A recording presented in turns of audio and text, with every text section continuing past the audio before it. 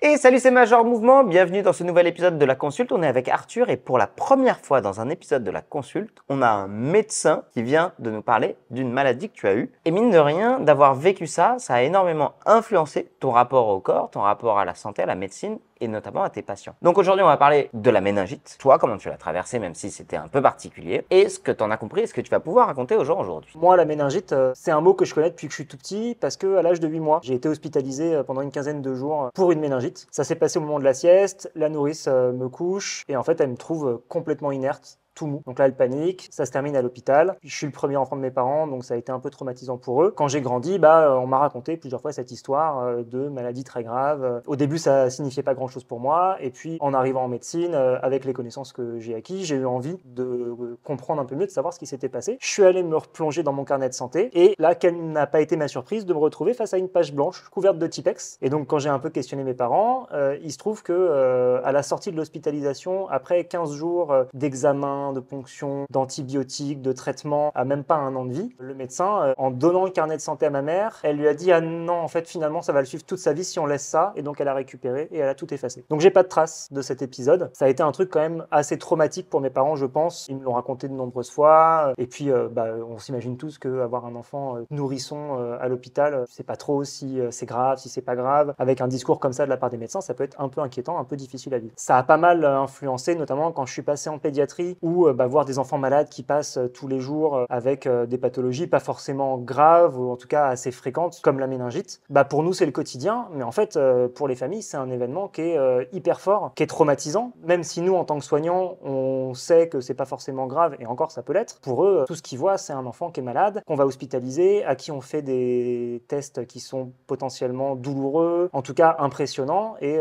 c'est pas facile à vivre. Depuis que j'ai commencé à exercer, ma vision, mon but c'est d'être le médecin que j'aimerais que mes proches aient. Et donc j'essaye au maximum d'expliquer aux patients de quoi il en retourne, de communiquer vraiment beaucoup, parce que c'est vrai que aux urgences, dans le flot du travail, on a tendance à aller à droite, à gauche, à pas forcément communiquer suffisamment, pas expliquer ce qu'on fait, pas expliquer ce qu'on va chercher, et c'est vrai que ça peut être assez mal vécu par les patients. Je t'ai laissé parler parce que j'ai trouvé que c'était hyper touchant, mais t'expliques très bien notre quotidien en tant que soignant. Moi, j'ai jamais eu à traiter de méningite, mais admettons quelque chose que je connais plus, un mal de dos chronique où vraiment les gens finissent en dépression, En fait, moi, j'en vois 5 par jour. Donc, pour moi, ça devient mon quotidien et c'est banalisant. Là où pour eux, en fait, les gens, ça fait déjà 5 ans qu'ils sont en dépression, qui peuvent plus travailler, qui peuvent plus faire de sport, qui peuvent plus porter leurs gosses. Donc, l'impact pour eux est hyper important. Et c'est de ce déséquilibre entre l'impact d'un diagnostic sur la vie de quelqu'un versus nous, où parfois on n'est pas tout à fait au même niveau émotionnel. Et c'est pas qu'on manque d'empathie, c'est juste que nous, on a fini par banaliser ça parce que c'est notre quotidien. J'imagine que pour vous, en tant que médecin, ça doit être finalement encore plus important parce qu'il y a le rapport à la mort qui touche tout le monde et encore plus en pédiatrie qui doit être particulièrement complexe à gérer. Pour en revenir à la méningite, tu dis fréquent pour les enfants, pour vous dans un service de pédiatrie, mais dans la population générale, moi j'ai pas un seul proche, et je touche du bois, dont l'enfant a été touché par une méningite. Dans le langage médical, on considère qu'une pathologie elle est fréquente quand elle a une incidence supérieure à 1 pour 1000. Donc c'est une personne sur 1000 qui serait touchée. Voilà. Si tu devais nous expliquer ce que c'est la méningite, dans quel cas est-ce qu'il faut s'inquiéter, dans quel cas il faut revenir. Alors on a déjà fait une vidéo sur la méningite ici, mais tu voulais nous amener des compléments d'information. C'est resituer un peu la pathologie. En médecine, le suffixe it, on l'utilise beaucoup pour les inflammations. On parle d'otite, de rhinite, de pharyngite, d'appendicite. Ça marche pas pour la bite?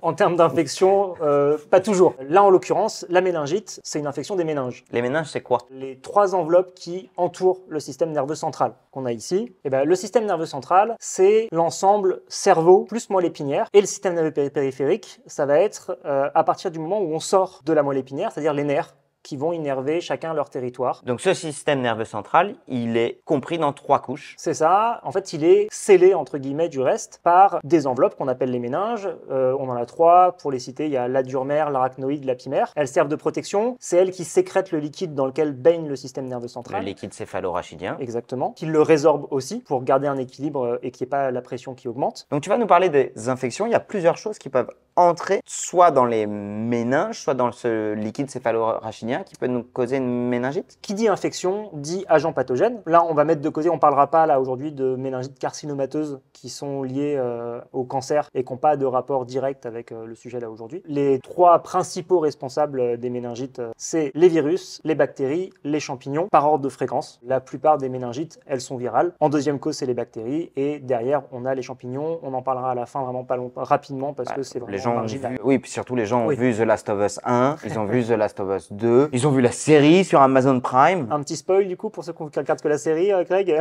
Ouais, attention, énorme spoiler à venir dans 3 secondes. The Last of Us 2, vous y avez joué? Moi j'ai joué. Tu as joué? Dans The Last of Us 2, non, je peux pas faire ça. Non, Honnêtement, je peux pas faire ça. J'ai trop de respect pour la série. On va commencer par les méningites virales. C'est les plus fréquentes. Tout un tas de virus qui peuvent être responsables. La plupart sont relativement bénignes. Ça va donner de la fièvre, un mal de crâne. Souvent, on parle de raideur de nuque, mais c'est pas j'ai la nuque un peu raide. C'est vraiment genre, je peux plus me pencher. Voilà, et encore, c'est pas aussi raide que sur les méningites bactériennes où là, il y a une vraie augmentation de la pression intracrânienne. Il y a vraiment une raideur de la nuque avec vraiment la difficulté pour le patient à plier le cou. Il n'y a pas de traitement pour les virus. Quand on a un rhume, quand on a une pharyngite, on n'a pas de médicaments spécifiques pour combattre le virus. On a des médicaments pour les symptômes. Voilà, exactement. Sauf pour certains virus qui peuvent avoir une complication plus grave, qui est la méningoencéphalite. Là, l'infection s'étend au tissu cérébral. Ça arrive notamment avec l'herpès et avec d'autres pathogènes, mais c'est vraiment l'herpès le plus fréquent. C'est tellement grave comme infection que les règles de prise en charge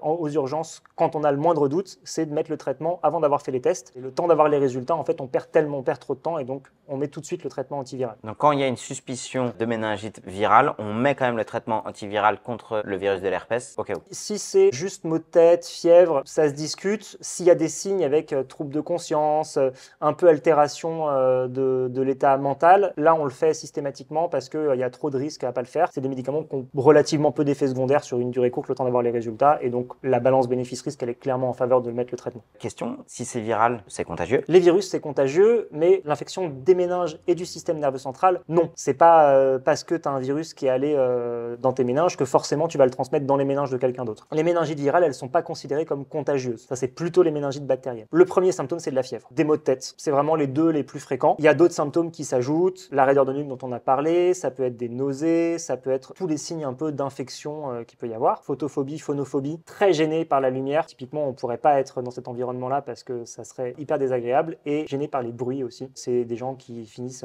on les retrouve dans leur chambre en chien de fusil, isolés, mais ça le fait aussi sur les migraines notamment, ce type de manifestation. Parfois on a le premier site infection du virus, une pharyngite, le nez qui coule. C'est assez pauvre en termes de symptômes. C'est pas très intense, ou alors ça a commencé progressivement. C'est pas un début brutal, c'est quelqu'un qui va dire j'ai mal à la tête depuis 5 jours, avec le paracétamol ça passe pas, et là vraiment ça va pas bien aujourd'hui. Et pour peu qu'il ait une pharyngite 5 jours avant, ça peut passer pour un deuxième épisode, non? Voilà. C'est chiant? C'est chiant mais c'est pas très grave, et d'ailleurs probablement que ces méningites-là, les méningites virales avec des virus banaux, en fait il y en a plein qui sont pas diagnostiqués parce que les gens consultent pas, ils ont super mal à la tête pendant quelques jours, et puis ça passe, et en fait c'est des gens qu'on va pas diagnostiquer, mais ça n'empêche pas qu'ils ont potentiellement fait une méningite. Okay. Et ils l'ont traité, leur système immunitaire a fait le job. Exactement. Le corps il passe son temps à se défendre contre des agressions de l'extérieur, on n'a pas forcément des symptômes à chaque fois. La méningoencéphalite, c'est ça vraiment sur les virus qui va être à risque, parce qu'il y a des risques de séquelles neurologiques. Moi dans mon expérience, je pense que c'est ça qui s'est passé. Je suis resté 15 jours à l'hôpital avec des traitements, et l'histoire de si je marque ça, ça va le suivre toute sa vie. À mon avis, ça devait être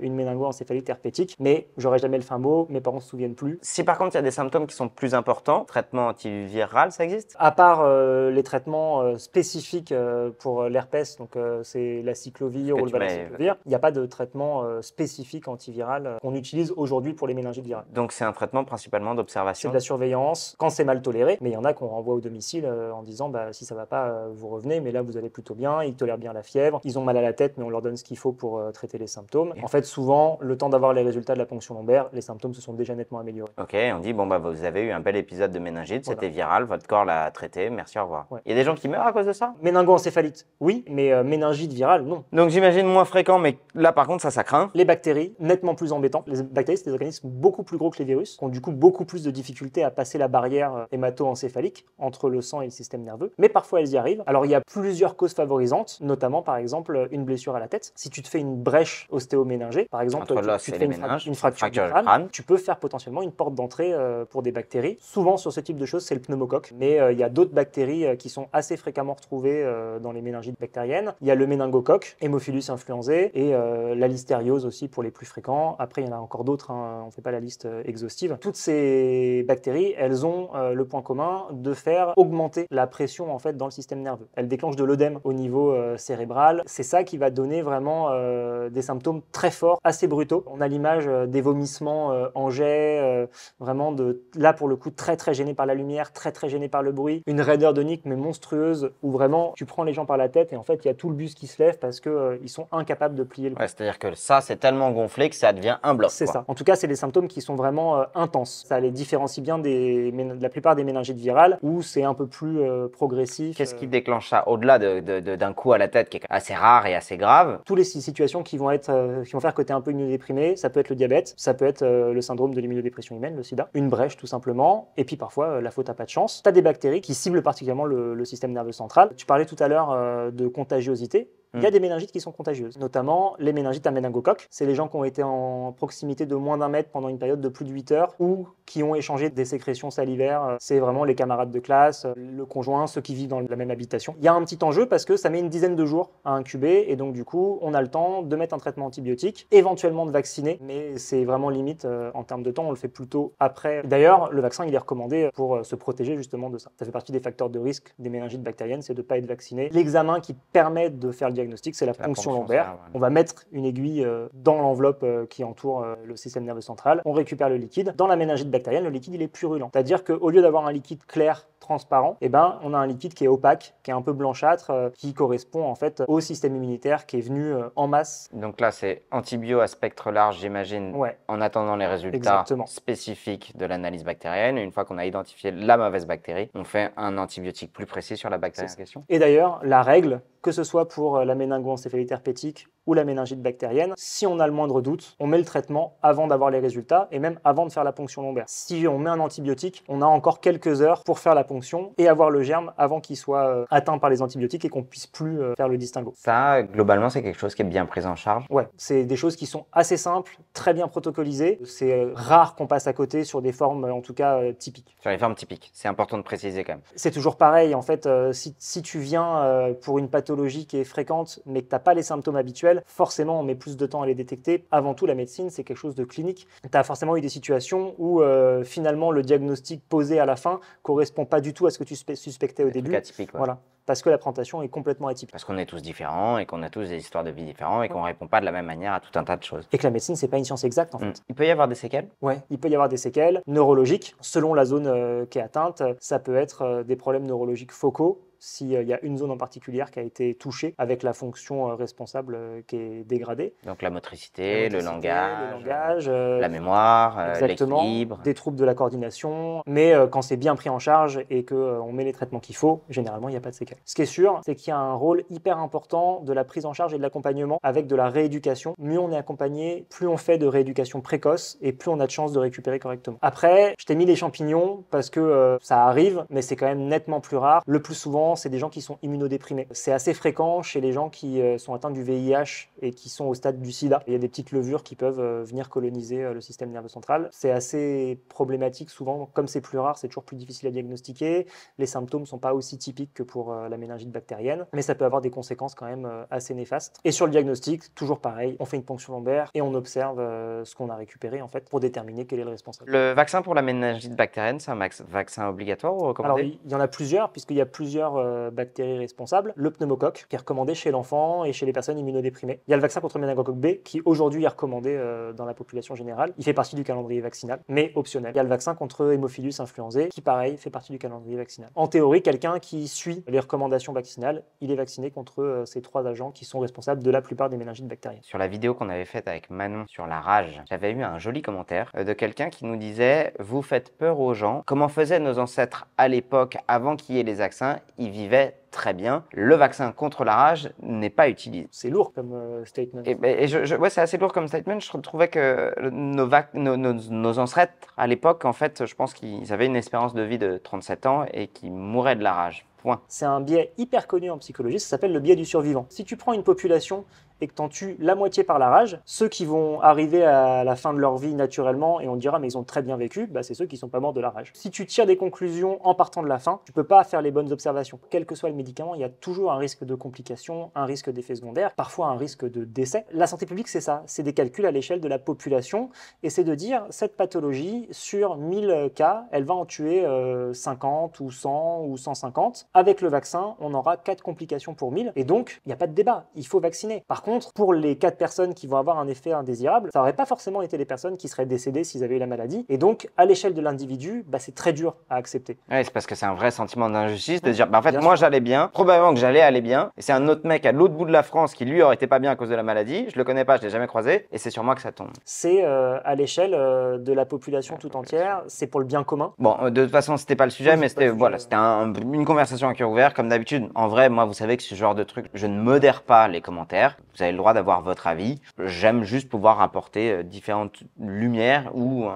une réflexion un peu plus approfondie que de dire, nous, à l'époque, on faisait ça, c'est plus complexe que ça. Arthur, merci, c'était hyper complémentaire de ce qu'on avait vu. C'est une pathologie qui est finalement hyper intéressante parce qu'elle nous permet de bien comprendre comment fonctionne le corps humain, comment fonctionne le système nerveux central. J'espère que cette vidéo vous aura plu. Vous pourrez retrouver Arthur sur ses réseaux sociaux juste en dessous. Et puis, moi, je vous dis à bientôt pour un prochain épisode. Bye bye. Si cette vidéo vous a plu, vous pouvez regarder cette vidéo aussi sur la méningite. Et puis, on peut regarder quelle vidéo? Sur l'audition aussi. Sur l'audition, juste là.